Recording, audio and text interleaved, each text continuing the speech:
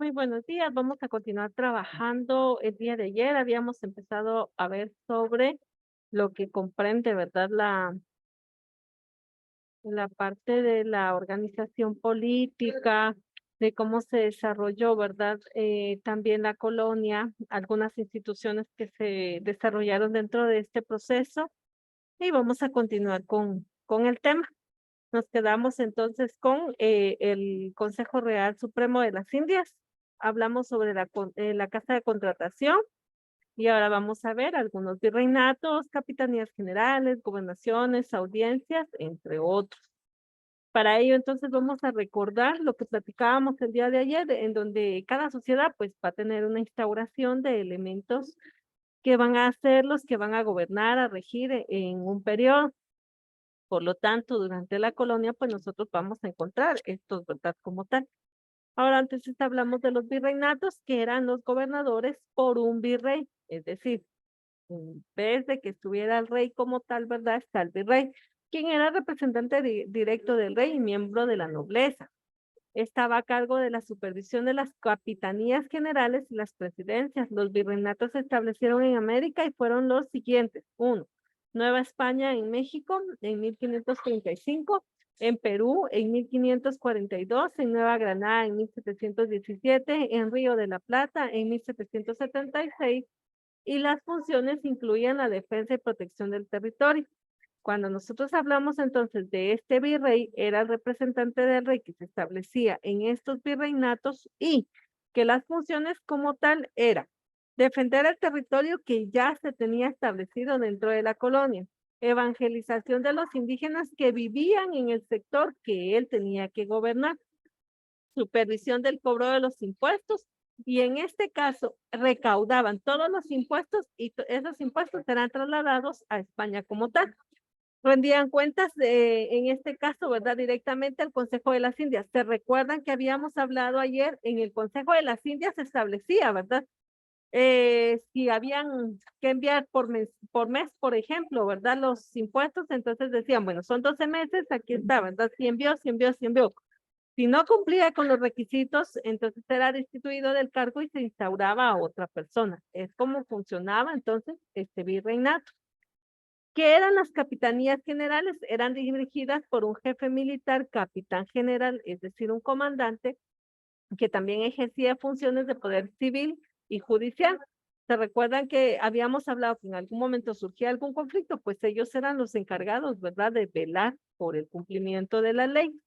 Este cargo tenía mayor importancia que la del presidente o gobernador. Sus funciones estaban en contrarrestar los ataques extranjeros y someter a los indígenas rebeldes. Ya la historia más adelante nos va a contar también que en algún momento, ¿verdad? Todavía existían indígenas que estaban en oposición, ¿verdad? A estos virreyes. Por lo tanto, siempre ha existido una pugna, una lucha, un conflicto. Entonces, las capitanías generales funcionaban para proteger, ¿verdad?, al territorio y gobernar entre leyes dentro del territorio como tal. Acá entonces nos dice que crearon durante la época colonial en Guatemala, Santo Domingo, Venezuela y Chile. Aquí es donde se establecen entonces estas capitanías. Otro elemento o institución fueron los gobernadores, creados en los territorios ya pacificados, es decir, aquellos que ya estaban sometidos completamente, ¿verdad? Que ya no habían indígenas que estuvieran, ¿verdad?, en contra, sino que ya tenían, por ejemplo, ¿verdad?, el establecimiento como tal del gobierno. Y acá dice que el gobernador era el presidente de la audiencia. En este caso se establecieron en Bolivia, en Ecuador, algunas gobernaciones eran por el capitán general. Ya hablamos entonces de las capitanías, especialmente cuando existía una resistencia, ¿verdad?, de los indígenas. Dice que la Capitanía General de Guatemala, por ejemplo, la capitanía la ejerció la autoridad militar y era comúnmente el gobernador del Reino de Guatemala y presidía audiencias, es decir, él era el gobernador, él administraba justicia y él era el que defendía el territorio y él era prácticamente el que regía todo lo que fuera dentro de la sociedad guatemalteca.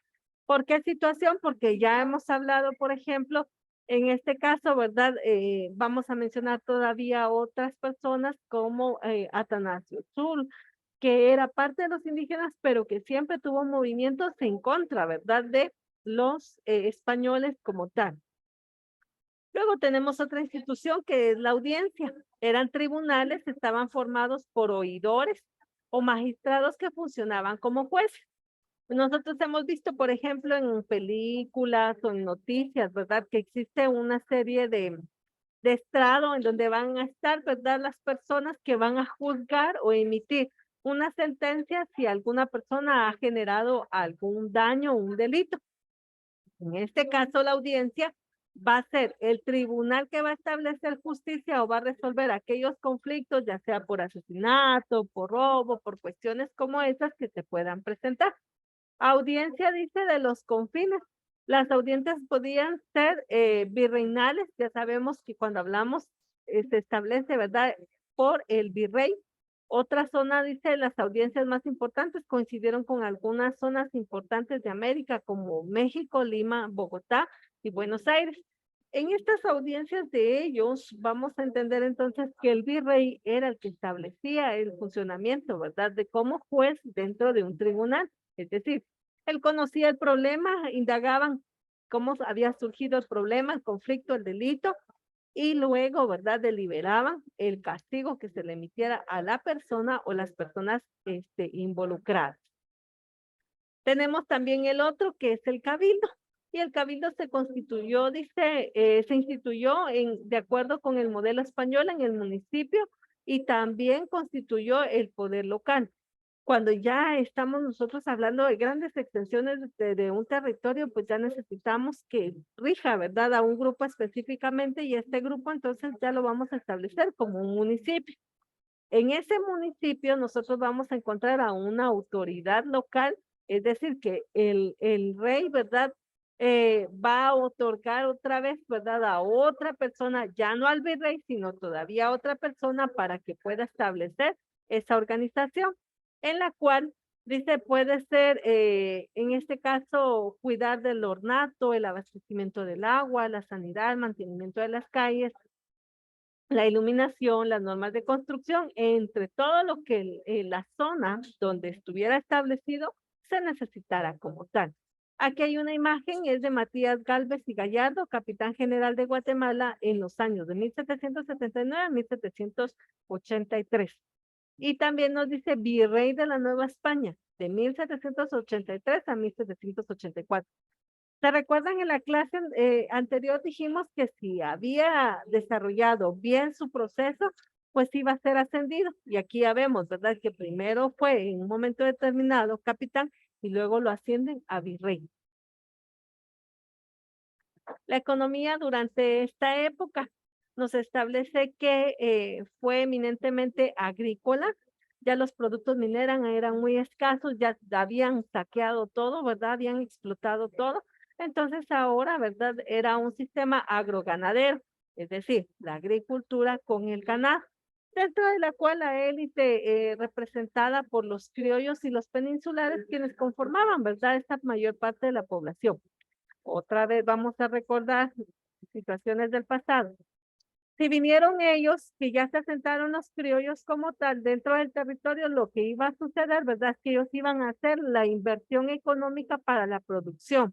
Y entonces esa producción, pues nosotros sabemos que es a través, ¿verdad? De lo que fue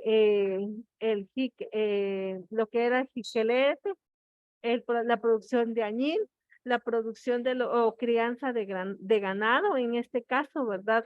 Aquí ya nos muestra alguna imagen dentro de las mismas, ¿verdad? Las aves de corral. También dice que las plantaciones como azúcar, trigo, tabaco y algodón, que fueron algunos de los elementos importantes dentro del comercio de esta época como tal. Avanzando entonces nos dice, la agricultura de consumo se vendía localmente para satisfacer las necesidades de la comunidad, el maíz, el frijol, los frutos y calabazas, principalmente otros productos locales que fueron el jocote, zapote, chile, el mamey, el chipilín y la papaya. Y todos sabemos, lógicamente, que la producción que se tiene dentro de un sector, dentro de una región, pues ayuda, ¿verdad?, a subsistir diariamente. Este es el caso que usted pudiera en un momento determinado salir a la calle, ir a un mercado y usted encuentra, ¿verdad?, cualquier producto para el consumo. Así era como funcionaba de igual forma, ¿verdad? Anteriormente. Acá nos muestra la imagen de un pavo silvestre que era parte de la dieta maya prehispánica y que hasta la fecha, hoy en día, ¿verdad? Nosotros todavía consumimos este tipo de ave. La agricultura de exportación se desarrolló con el añil, el cacao. El añil era producción utilizada ancestralmente para obtener un color azul y en este color azul, ¿verdad? Se teñían las telas y ahí era como se estableció. Pero cuando en este caso China, ¿verdad? Descubre la tinta, ahí empieza a cambiar, ¿verdad? Esa situación de producción. Por eso es de que nosotros vemos enfatizando cómo se produjo en procesos la agricultura y los cambios que tuvieron dentro de las producciones para poderse exportar. Aquí está la planta del jiquelete o añil, ¿verdad? Esta es la planta como tal. Ya luego el proceso, nosotros vemos, ¿verdad? Y ya se traspasa para poder cambiar ese añil que nosotros, pues, conocemos hoy en día, ¿verdad? Que son como tintas en colores. En cuanto a la ganadería, los españoles trasladaron a América muchas especies de animales desconocidas dentro del continente. Vuelvo a insistir, muchos también decían, ¿verdad? Que antiguamente decían, ay, que como según un man pensó que matando al caballo mataba al hombre. No, es que eran elementos que todavía no se conocían, ¿verdad? Dentro del mismo. Entonces trajeron caballos, trajeron vacas, cerdos, ovejas, cabras, burros, gallos, gallinas, y entonces ahí es donde empieza, ¿verdad? La producción de ganadería, la crianza como tal, que hasta hoy en día es parte, ¿verdad? De la economía. En poco tiempo el ganado vacuno se multiplicó, lo hizo que surgiera un importante comercio de productos de cuero y de carne vacuna. Los caballos y burros fueron utilizados como medio de transporte para esta actividad ganadera. En el caso de Guatemala, uno de los lugares donde se concentró el ganado fue en el Valle de la Ermita, actual ubicación de la capital de Guatemala. Por eso es que se le llamó Valle de las Vacas, porque ahí fue donde estuvieron las vacas. Las aves de corral constituyeron el consumo de pavo silvestre, que era el alimento básico antes de la llegada de los españoles. Es decir, sí, bien es cierto, ¿verdad? Es un ave, pero también su carne pues era consumida por los mayas. Ahí es donde nosotros empezamos a observar, ¿verdad? Esta fase de la cual hablamos en cuanto a la producción o consumo de carne. La minería fue la primera actividad económica que los españoles desarrollaron en América. Ese fue su principal objetivo. Ustedes saben que cuando vinieron los españoles, lo primero que vinieron, ¿verdad? Fue a extraer todos los minerales, el oro, la plata, entre otros minerales que se tenían acá. En esa época la riqueza se medía en función a la cantidad de metales preciosos que pudiera tener una región o una colonia. La actividad minera se desarrolló ampliamente gracias a la mano de obra barata, es decir, a los esclavos negros y a los esclavos indígenas que fueron sometidos para ese trabajo forzado. El sector minero es uno de los eslabones más relevantes en relación, ¿verdad?, a España y la actividad de invasiones a muchos pueblos porque la extracción de oro y plata fue su principal objetivo y el desarrollo también, ¿verdad?, de su economía en aquel entonces. El descubrimiento de América estuvo ligado al desarrollo del comercio. En este caso, se recuerdan cuando hablamos de los primeros viajes de Colón, lo que quería Colón era extender, ¿verdad? Un mercado, un territorio, ir a observar dónde podían vender más los españoles. Y por esa expedición es, ¿verdad?, que vienen a este territorio como tal. Las colonias estaban sometidas a un monopolio comercial. Esto significa que solamente podían comerciar, ¿verdad?, con otras colonias. Y en este caso ahí fue donde comienza, ¿verdad? Cristóbal Colón, no, ¿verdad? Ya cubrimos todas las áreas de nuestro mismo territorio y entonces por eso él quería, ¿verdad?, descubrir otro lugar. Una de las causas de bloqueo comercial de la época fue la piratería. Y antiguamente nosotros conocemos, ¿verdad? Por ejemplo, en caricaturas, ¿quiénes son los piratas? Ellos van en barcos, ellos son personas, ¿verdad? Supuestamente malas, ellos roban, ellos saquean, y esa piratería, pues lo que hace, ¿verdad? Es todavía aún más bajar la economía de la cual nosotros estamos hablando. Con el rey tercero, Carlos modificó las leyes comerciales para facilitar y reactivar el comercio colonial. Y aquí está la imagen del rey Carlos III.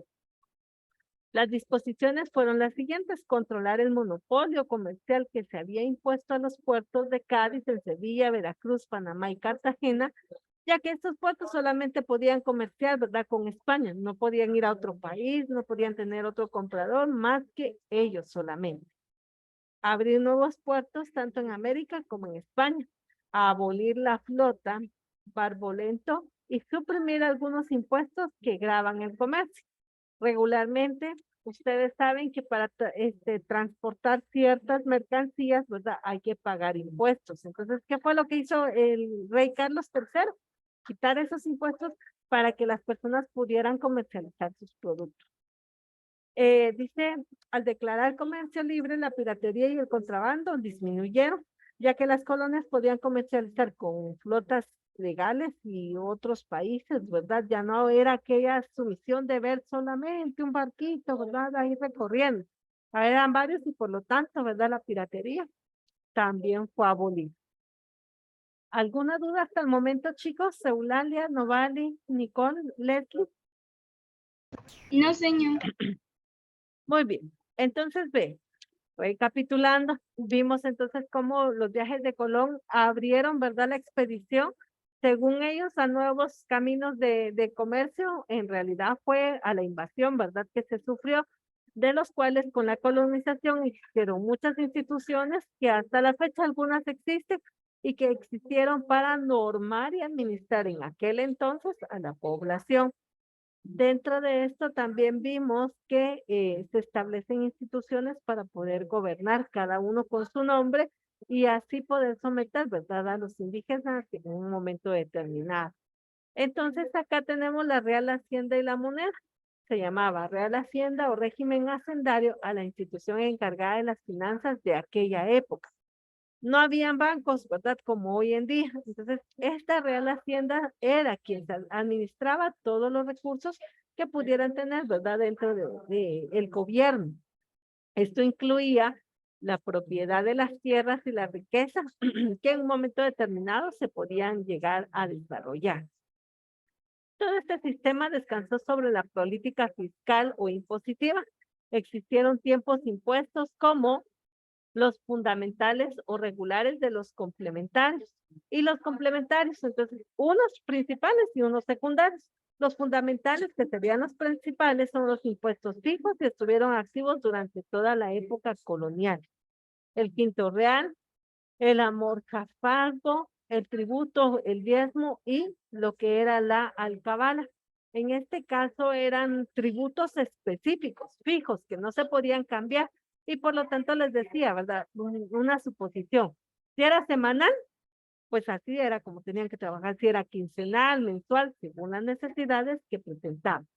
El quito real consistía en cobrar, oígase muy bien, el 20% del valor de los productos de minas, piedras preciosas explotadas por los colonos. Es decir, de lo que producían, el 20% había que entregarlo como impuesto. Dice, Almorgafitarco grava la exportación e importación de productos que podían variar entre un 2.5% y un 5% del valor de los productos. Ahora cambia. En este 5%, es decir, de lo que enviaran o importaran, ahí tenían que encontrar un 5% máximo. Ya vean, ya llevamos un 25%.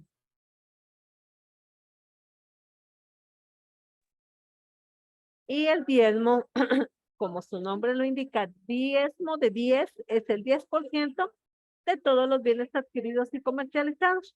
Acá en Guatemala, usted tal vez ha escuchado, ¿verdad?, que nosotros pagamos un IVA. Pues es un aproximado entre 10 y el 12% de lo que se le paga, ¿verdad?, como impuesto sobre el valor que se tiene en un producto. Entonces aquí ya vemos que dentro de las fechas antiguas pues ya existía, ¿verdad?, este parámetro de los cuales nosotros hoy en día todavía tenemos. Los impuestos complementarios no eran fijos y se recuerdan que dijimos que eran fijos y los que eran variables. Entonces acá dicen ocasiones eran temporales entre los que estaban los estancos, los oficios vendibles, las derramas y penas de cámara. Los estancos que son eran impuestos que se pagaban por la comercialización y fabricación de venta de algún producto. Podía ser la sal, el mercurio, la pólvora, el tabaco, los naipes, papel sellado o lo que le llaman aguardiente. Entre los oficios vendibles, este párrafo sí lo van a tener que copiar de forma literal, por favor, en su cuaderno. ¿Qué son entonces los oficios vendibles? Estaba la compra de puestos de trabajo dentro del gobierno, es decir, bueno, los oficios vendibles, entonces, ¿verdad? Yo quiero ser parte auxiliar del gobernador. Entonces voy y quiero comprar, ¿verdad? Ese puesto. Es como los establece acá. Luego dice las derramas que eran contribuciones ocasionales debido a las emergencias como terremotos, guerras entre ciudadanos, ¿verdad? Que eran los encargados de recolectar esta situación. Ya se imaginan, ¿verdad? De establecer pues esa parte, ¿verdad? De las derramas ahorita que fue la pandemia. Entonces ahí vemos cómo en algún momento pues ayuda, ¿verdad? A subsidiar los problemas que acontecían en aquel entonces. La moneda que circulaba en esta época era un peso de plata u oro, sin embargo, cuando había escasez de la moneda metálica, regresaban al uso del cacao, y eso se recuerda que lo vimos cuando vimos la parte de los mayas, ¿verdad? ¿Cuál fue la moneda de los mayas? El cacao como tal.